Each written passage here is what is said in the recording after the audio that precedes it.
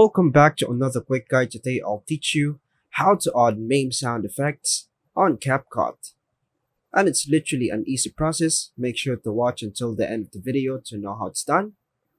Adding meme sound effects to your videos in CapCut is a straightforward process. Here's how you can do it.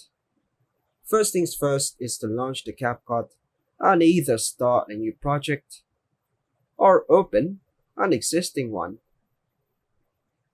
Now, tap on New Project and choose the video you want to edit from your gallery. Once selected, tap Add to import the video into your project timeline. On the bottom toolbar, tap on Audio, then choose Sound Effects, then use the search bar to search for meme sounds. Tap on the results below. Now choose the preferred sound provided by CapCut by tapping on the download button. Then tap on the plus button. After selecting the sound effect, it will appear on the timeline beneath your video.